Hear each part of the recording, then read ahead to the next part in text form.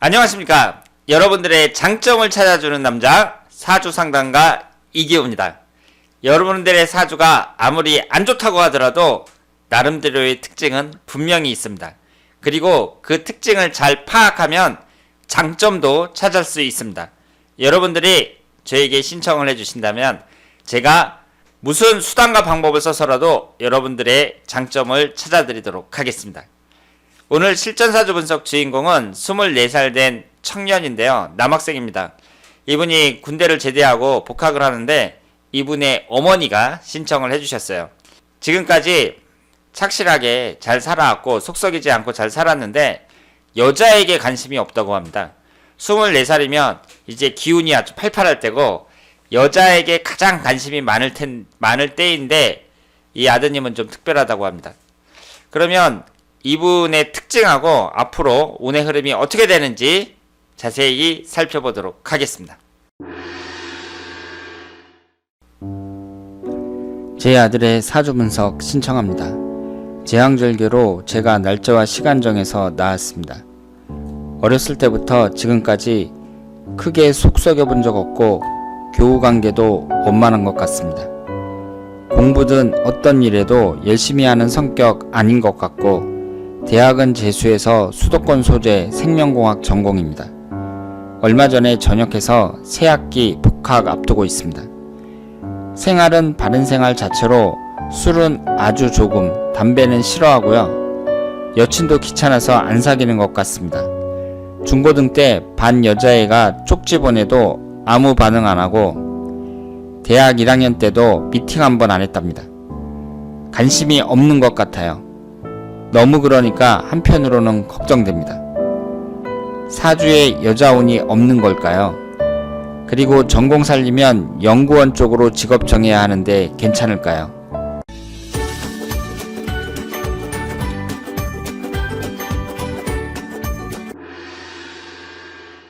자, 그러면 오늘 주인공의 사주를 분석해 보도록 하겠습니다.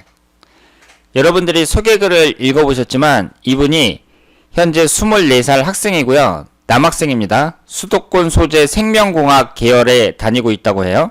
그리고 제왕절개로 태어났다고 합니다. 그리고 여자에 관심이 없다. 어머니가 이렇게 말씀을 하셨는데요. 이 남학생이 24살 된 청년이 제왕절개로 태어났다고 했잖아요. 그러면서 저한테 실전사주 분석을 신청을 했단 말이에요. 그러면 이렇게 수술에 의해서 날짜를 받아서 태어났단 말이에요. 그러면 이런 사람들도 사주가 맞느냐 이런 생각을 할 수 있는데 맞습니다. 이 제왕절개 수술은요 역사가 오래됐어요. 그래서 지금 성인이 된 사람들 중에 제왕절개로 태어나신 분들이 많습니다. 그러면 그분이 지금까지 오랫동안 살아왔으니까 살아온 인생을 이 사주하고 이렇게 맞춰서 분석을 해보면 다 맞습니다. 따라서 지금 출산하는 분들 중에 수술을 받아서 태어나시는 분들이 많잖아요. 특히 한국에서는 제왕절개 수술을 많이 한단 말이에요. 그러면 이런 분들은 반드시 태기를 받으셔야 됩니다. 지금 저한테 태기를 받으시는 분들도 많거든요. 그런데 태기라는 것은요. 연주하고 월주는 정해져 있죠. 그리고 일주하고 시주를 이제 사주 분석하는 사람이 태기라는 사람이 정한다고 볼 수 있습니다. 그러니까 사주팔자 8글자 중에 4글자가 정해지는 거예요. 그러니까 사주를 만드는 것이나 마찬가지고 이 사람의 인생을 딱 결정을 한다. 이렇게 볼 수도 있죠. 그렇기 때문에 여러분들이 수술을 받는 분들은 반드시 태기를 하시길 바랍니다. 그러면 이 아드님이 병자년 개사월 을묘일 이모시에 태어났어요. 우선 날짜를 받아서 태어났다고 했는데 한번 보도록 하겠습니다. 지금 이분이 목기운이 2개, 화기운이 3개, 토기운과 금기운이었고 수기운이 3개잖아요. 그러면 태기를 받았다는 얘기는 이 일주하고 시주는 이제 임의로 정한 거란 말이에요. 병자하고 계사라는 연주하고 월주는 정해진 거고. 그러면 이 사주가 태기를 잘 받았을까요? 안 받았을까요? 잘못 받았다고 봐야죠. 왜냐하면 태기를 한다는 건 이제 사주를 만드는 거니까 가장 좋은 사주로 만들어야 될 게 아니에요. 그러면 좋은 사주의 기준이 뭐예요? 첫 번째로 목화토금수 오행이 전부 다 들어간 게 좋죠. 그리고 이 사주가 목화토금수 오행이 다 들어가는 게 좋은데 안 들어갔으니까 어때요? 금기운하고 토기운이 없거든요. 그럼 금기운은 관성운이고 토기운은 재성운이란 말이에요. 남자에게 관성운과 재성운이 없어요. 그 얘기는 뭐예요? 자식을 나타내는 관성운, 부인을 나타내는 재성운이 사주에 없습니다. 그러면 이 사주는 좋은 사주라고 볼 수가 없죠. 그러니까 태기를 받았다는 얘기는 이 어머니가 자기가 사주 공부를 해가지고 직접 날짜를 정했는지 아니면은 사주 분석하는 사람한테 맡겼는지 어땠는지는 모르겠지만 안 좋다고 봐야죠. 일단 오행이 균형된 사주가 좋고요. 그리고 흘러가는 대운이 좋아야 되는데 잘 보세요. 지금 을묘일주잖아요. 그럼 묘목이 배우자궁이거든요. 그럼 26살서부터 35살까지 병신대운인데 이때나 36살서부터 45세까지 정유대운이나 이때에 결혼을 하겠죠. 요즘에는 좀 결혼을 늦게 하는 추세잖아요. 그러니까 16살서부터 25살까지 이때에 결혼하는 경우도 있지만 한국 남자들이 학교도 가야지 군대도 가야지 그러는데 요즘에 25살 전에 결혼을 한다. 쉽지가 않습니다. 그러면 병신대운이나 정유대운에 결혼할 가능성이 높은데 어때요? 이 병신대운은 묘신원진살, 정유대운은 묘유충. 결혼 정년기에 여자운이 다 깨집니다. 그러니까 뭐예요? 대운도 안 좋다는 거죠. 그러니까 사주팔자는 한쪽으로만 치중되어 있고 흘러가는 대운은 가장 중요한 결혼 정년기에 여자운이 안 좋고 뭐 이런 식으로 되어 있는데 이것이 좋은 사주다 이렇게 볼 수가 없는 거죠. 그래서 원래 자연스러운 게 좋은 거잖아요. 그래서 자연적으로 낳는 게 좋다 이렇게 보는데 이왕 수술해서 낳는다면 가장 좋은 사주를 갖고 태어나도록 해야 되는데 오히려 이게 어때요? 지금 안 좋다고 봐야죠. 사주가. 그러니까 날짜를 잘못 받았다고 볼 수 있습니다. 그러면 이분의 사주를 보면 병자년 개사월 을묘일 이모시 이렇게 되어 있으니까 일단 화기운이 강하죠. 식신상간운에 해당하는 화기운이 대단히 강합니다. 그러면 식신상간운이 강한 사람들은 두 가지를 생각하셔야 돼요. 우선 장단점이 있는데 첫 번째로 표현 능력이 뛰어나다고 말씀을 드렸습니다.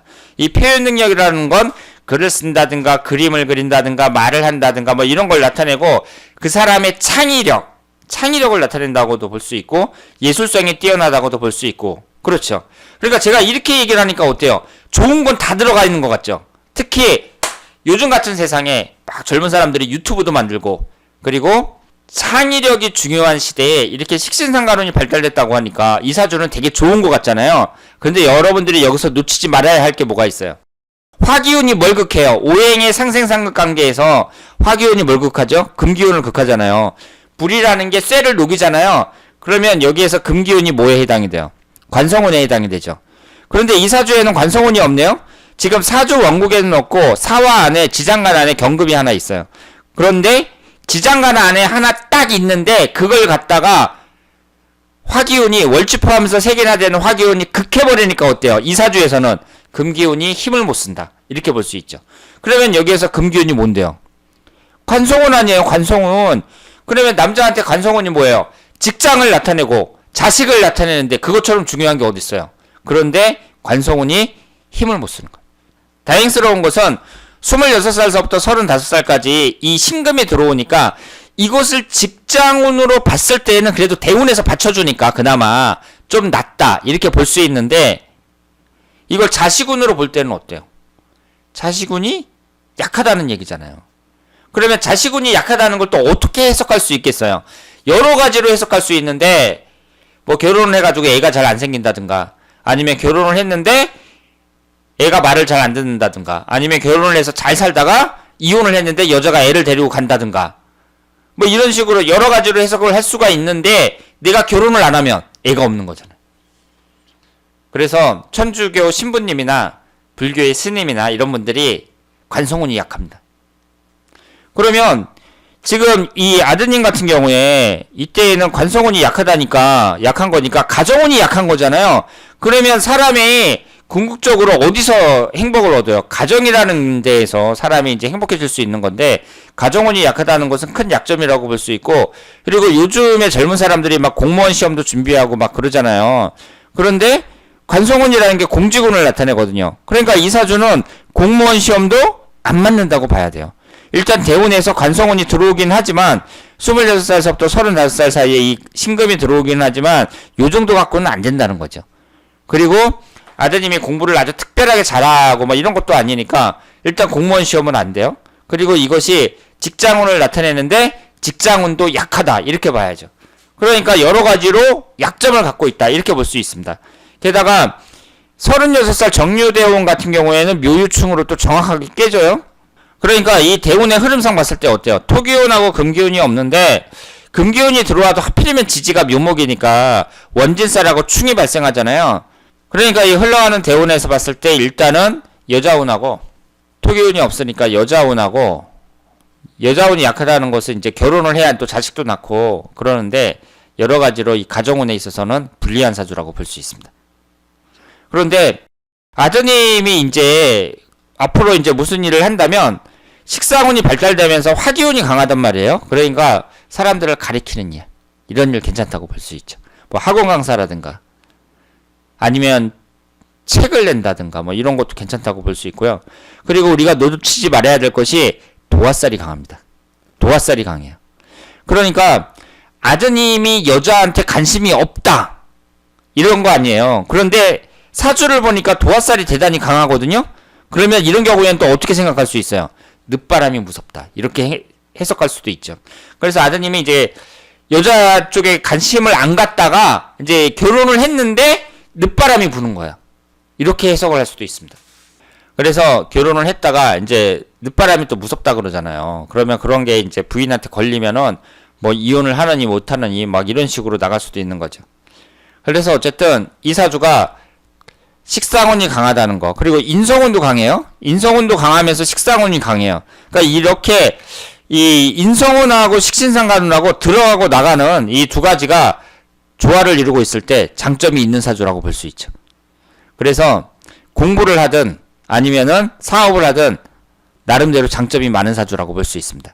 그리고 도화살이 강하니까 출세욕 같은 거, 사람들에게 이목을 받는 거, 이런 쪽으로도 의식이 있다고 봐야죠.